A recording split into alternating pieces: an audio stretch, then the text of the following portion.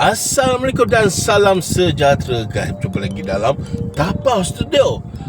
So untuk hari ni aku nak cuba tempat aku. Nama tempat ni adalah pihak Abang Sado kan. Hari ni aku nak cuba. Hari tu aku dah cuba ada beberapa dia punya menu lah. Kali ni dia datang pula dengan menu baru, iaitu dua menu baru. Yang pertama adalah ramen popia, tapi yang ini besi goreng. Yang kedua adalah pia filet fish. So jangan kita tunggu, jom kita rasa. Yang pertama adalah inilah dia, popia filet. Okay, bismillahirrahmanirrahim.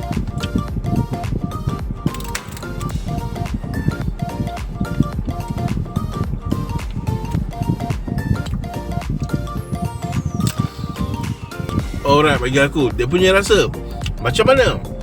Yang pertama, yang luar dia, kulit dia agak crispy, nak ke arah yang tak crispy sangat.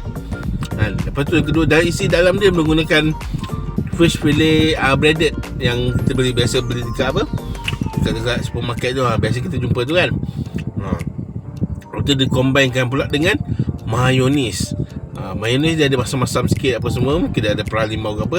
Tapi overall dia punya combination adalah ini macam babe.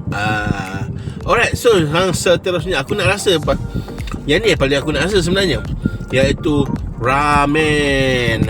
Alright, inilah dia penampakan besar sikit kan. Biasa aku nampak yang dia buat pakai kulit Vietnam roll kan. Yang licin tu sikit lah kan, yang so kali ni aku rasa versi goreng pula kan. Bagaimana rasanya? Bismillahirrahmanirrahim.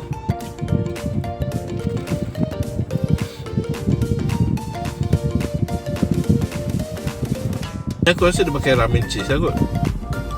Aku rasa not bad. Dia yang paling penting luar dia crunchy babe. Alright, sampai di sini saja video aku.